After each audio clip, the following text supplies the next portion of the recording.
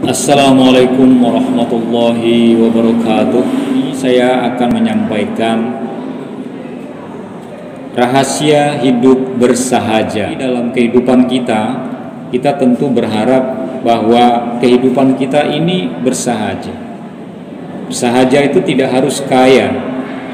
Bersahaja itu tidak harus kita punya kedudukan tinggi. Bersahaja itu tidak punya uang yang banyak, tidak harus begitu. Tapi bersahaja itu adalah kekayaannya ada pada lahir dan batin. Kekayaannya ada pada akhlak yang mulia.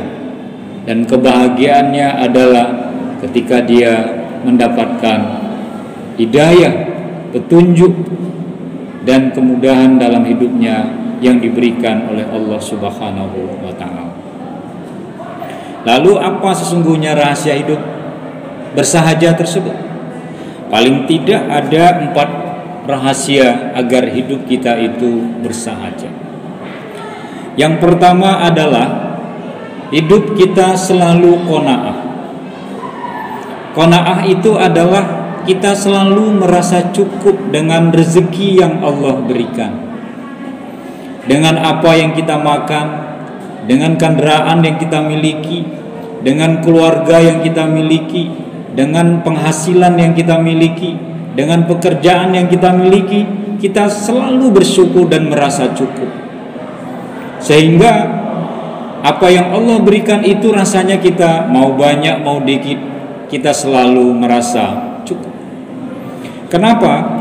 Karena kalau kita tidak pernah merasa cukup, bahkan Rasulullah pernah mengatakan dalam sebuah hadisnya, kalau manusia itu dikasih lembah yang di situ ada emas, perhiasan, berlian, maka ia akan minta lembah yang sama dengan 2 kali jumlah tersebut. Tidak akan pernah merasa cukup. Itu adalah sifat manusia. Tetapi karena kita merasa cukup dengan apa yang Allah berikan, bukan berarti kita pasrah dengan apa yang sudah kita miliki. Kita tidak dilarang kaya, bahkan kita disuruh kaya, silakan, tapi lakukan dengan cara yang benar. Kita disuruh untuk menjadi orang yang berprestasi. Lakukanlah pekerjaan kita, lakukan kedinasan kita dengan prestasi, bukan dengan cara-cara yang tidak benar. Kita tidak dilarang untuk mendapatkan nilai yang baik. Dapatkanlah nilai yang baik itu karena memang hasil yang kita capai, bukan ada unsur kita menyogok, unsur kita membeli nilai tersebut. Sehingga apa yang kita dapatkan itu kita merasa cukup. Orang yang melakukan tindakan korupsi, orang yang melakukan tindakan penipuan, orang yang melakukan tindakan ketamakan dan keserakahan, biasanya dilakukan karena mereka tidak pernah merasa cukup atas apa yang mereka miliki. Yang kedua, tidak ngotot mengejar dunia. Jadi mengejar urusan dunia itu tidak ngotot. Dia mau mendapatkan pekerjaan yang bagus hari ini, mendapatkan prestasi yang mestinya dia dapatkan, tapi ternyata karena dia terlambat, tapi ternyata karena dia berhalangan lalu lepas. Dia tidak merasa menyesal. Ya, mungkin belum nasib saya. Ya, mungkin belum keberuntungan saya. Betapa banyak orang yang menyesali sesuatu yang mestinya dia dapatkan akhirnya lepas. Dia stres. Dia putus asa. Contoh, ada orang yang bekerja lalu karena pandemi corona dipecat dari pekerjaannya. Dia merasa seakan-akan dunia sudah kiamat. Dia merasa putus asa, seakan-akan hidupnya sudah tidak berarti. Jangan.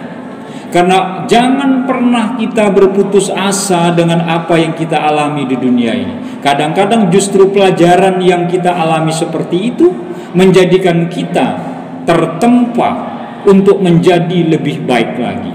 Begitu kita ada masalah di sini, berarti kita harus mencari peluang di sana. Begitu kita ada masalah di sini, berarti kita harus mencari kesempatan di tempat yang lain.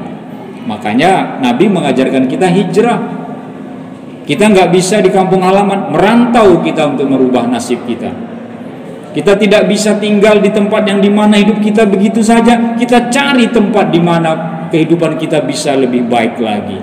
Maka kalau kita mengejar dunia, jangan ngotot, tapi kejarlah urusan dunia semampu yang kita miliki, sesuai dengan rezeki yang telah Allah berikan, tanpa harus khawatir kita Allah tidak memberikan rezeki. Cacing yang dalam tanah saja dikasih rezeki oleh Allah. Nyamuk yang saja yang darah manusia yang dihisapnya dikasih rezeki oleh Allah. Apalagi kita manusia yang diberi akal oleh Allah untuk menjelaskan, untuk mengetahui, untuk mendapatkan, dan untuk mensejahterakan hidup kita bisa dengan menggunakan akal.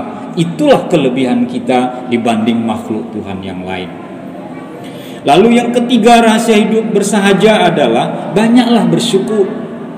Orang-orang yang tidak bersahaja hidupnya itu orang yang tidak pernah bersyukur. Sudah dapat ini, dia selalu mandang ke atas. Sudah dapat kemewahan ini, dia merasa saja, selalu merasa belum mendapatkan yang dia inginkan. Kalau dalam hal rezeki, sebaiknya kita tuh memandang ke bawah. Kalau kita punya mobil, walaupun baru satu, alhamdulillah saya punya mobil. Tetangga saya baru punyanya motor, dia mampu beli.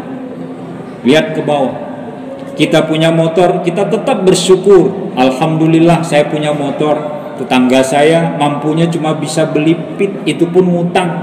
Sepeda dapatnya ngutang. Dapat beli sepeda, alhamdulillah saya bisa beli sepeda. Tangga saya nggak punya apa-apa, kemana-mana dia harus jalan kaki. Susah hidupnya. Ketika belum punya sepeda motor, bisanya jalan kaki. Alhamdulillah saya masih bisa berjalan kemana-mana dengan kedua kaki saya. Sementara saudara saya, dia kaya, tapi jalan saja tidak bisa. Dia punya segala-galanya, tapi harus dituntun, harus pakai kursi roda. Kita selalu bersyukur dengan itu. Lain halnya ibadah, kita harus lihat ke atas. Tetangga saya, dia sholatnya itu tiap waktu, 5 waktu ke masjid. Jangan kita lihat yang sholatnya cuma sekali seminggu, hari Jumat saja. Kita lihatnya harus ke atas. Oh, dia bisa 5 kali waktu dia sholat fardu ke masjid, saya juga harus bisa. Kalau ibadah kita lihat ke atas, kalau rezeki kita memandangnya ke bawah. Inilah makna firman Allah, la in syakartum la azidannakum wa la in kafartum inna azabi lasyadid. Kalau kalian bersyukur atas nikmatku, kata Allah dalam surat Ibrahim ayat 7, nikmat itu akan aku tambah. Tapi kalau kalian kufur, kalian ingkar, enggak merasa bersyukur dengan nikmatku, azabku sangat pedih. Allah sudah memberikan monumen sejarah buat kita bagaimana Qarun dihukum, ditenggelamkan oleh Allah ke perut bumi karena dengan kekayaannya dia kufur nikmat, dia sombong dengan apa yang dia miliki. Jadi syukurilah apa yang ada yang telah Allah berikan kepada kita, niscaya Allah akan menambah rezeki kita. Yang terakhir, sabar dalam setiap cobaan. Tidak ada manusia yang nir cobaan. Tidak ada kita ini yang lepas dari cobaan. Apakah dari diri kita dengan penyakit, apakah dari anak kita dengan penyakit, atau kita dapat kemalangan dari keluarga kita, apakah kita dapat kemalangan dari tugas yang kita lakukan, apakah kita dapat kemalangan dari orang-orang yang kita cintai. Tetapi kita harus meyakini bahwa ketika kita mendapatkan musibah itu, jangan kita menyalahkan Allah, jangan kita menyalahkan manusia. Jadikan itu pelajaran kepada kita bahwa musibah itu membuat kita semakin dewasa. Ketika Allah memberikan kepada kita, kita juga harus siap ketika barang itu diberikan oleh Allah. Allah akan ambil, kita harus siap. Kita diberi amanah untuk mengurus anak kita, lalu anak itu diambil oleh Allah. Mau tidak mau kita harus tabah dan kuat, karena mungkin Allah lebih sayang kepada anak kita itu.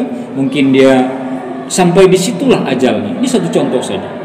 Orang anaknya meninggal lalu putus asa, bahkan sampai hidupnya itu stres, tiada berguna karena kekecewaan yang mendalam. Inilah makna firman Allah dalam Al-Quran, alladzina iza aswabathum musibah qalu inna lillahi wa inna ilaihi raji'un. Surah Al-Baqarah ayat 156. Apabila mereka itu mendapatkan musibah, mereka berkata, sesungguhnya ini adalah milik Allah dan sesungguhnya kita kembali kepada Allah. Allah yang memberikan dan Allah juga yang akan mengambil, dan kita harus siap dengan itu. Semoga kita yang hadir di sini adalah orang-orang yang bisa meraih rahasia hidup bersahaja, dan kita berharap hidup kita bersahaja sampai pada akhirnya kita menghadap Allah dalam keadaan husnul khatimah. Kurang lebih mohon maaf, wabillahi taufik wal hidayah. Assalamualaikum warahmatullahi wabarakatuh.